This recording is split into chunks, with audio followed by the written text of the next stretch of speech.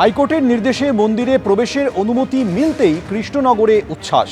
আবির খেলে ঢাক বাজিয়ে জেলাশাসকের দপ্তরের সামনে উৎসব। জেলাশাসকের কাছে সামাজিক ন্যায় মঞ্চের তরফে দেওয়া হলো স্মারকলিপি।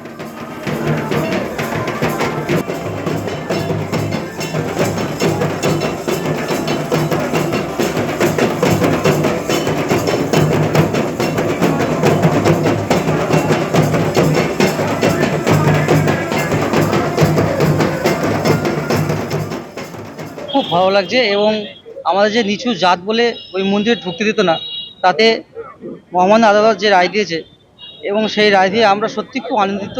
এবং আমাদের সমাজের মানুষ যারা আছে তাদেরকেও বলবো একই কথা দেবো, যাদের ঢুকতে দেয় না তেনারা যেন আইনের পদক্ষেপ নিয়ে মন্দিরে ঢুকতে পারে সেদিকটা দিয়ে নজর দিতে বলবো।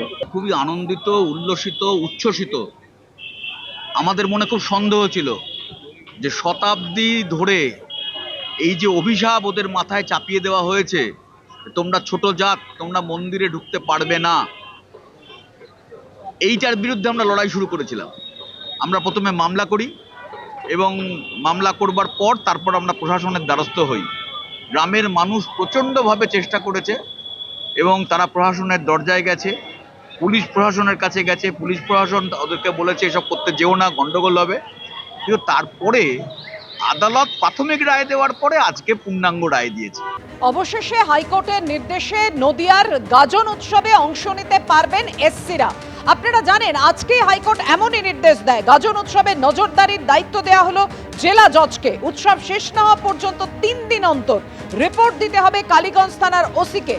কোনো অপ্রীতিকর অবস্থা তৈরি হলে সরাসরি এসপিকে নির্দেশ দেবেন বিচারকই।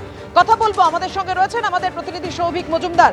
সৌভিক, এমনিতেই জেলা জজদের কথা শোনেন না পুলিশ সুপাররা, হাইকোর্টকে এমন মন্তব্য করতে হলো কোন প্রেক্ষিতে?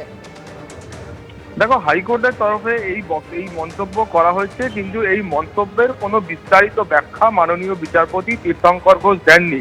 কিন্তু আজকের নির্দেশের যে সবথেকে গুরুত্বপূর্ণ অংশ সেটা হলো শুধুমাত্র পুলিশের ওপর আস্থা রেখেই কিন্তু কলকাতা হাইকোর্ট ক্ষান্ত হননি। এই পুলিশ আধিকারিকদের মাথার ওপরে ডিস্ট্রিক্ট জজকে তিনি নিযুক্ত করেছেন পর্যবেক্ষণের জন্য।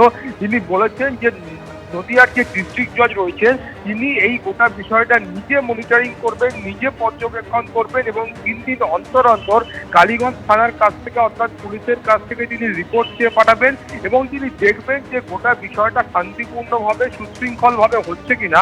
সেই বিষয়টা তাকে নিজেকে দেখতে হবে। এই মর্মেই কলকাতা হাইকোর্টের তরফ থেকে নির্দেশ দেওয়া হয়েছে এবং তার পাশাপাশি বলবো যে ডিস্ট্রিক্ট জাজ তিনি প্রয়োজন বোধ করলে সরাসরি যে এমন কোনো পরিস্থিতি তৈরি হলো যেখানে একটা অশান্তিপূর্ণ বাতাবরণ তৈরি হচ্ছে, সেখানে ডিস্ট্রিক্ট জজ তিনি নিজে জেলার পুলিশ সুপারকে নির্দেশ দেবে যে সেই গোটা বিষয়টা অবিলম্বে খতিয়ে দেখার জন্য এবং ডিস্ট্রিক্ট জাজ তিনি পুলিশকে নির্দেশ দিতে পারেন যে সেখানে পর্যাপ্ত বাহিনী মোতায়েন করার জন্য। অর্থাৎ শুধুমাত্র যে পুলিশের ওপর আস্থা রেখেছে এমনটা রেখেছে কলকাতা হাইকোর্ট তেমনটা নয়, তার পাশাপাশি ডিস্ট্রিক্ট জজ তাকে দায়িত্ব দিয়েছেন যে গোটা বিষয়টা যাতে শান্তিপূর্ণভাবে সংগঠিত হয় সেটা খেয়াল রাখার জন্য।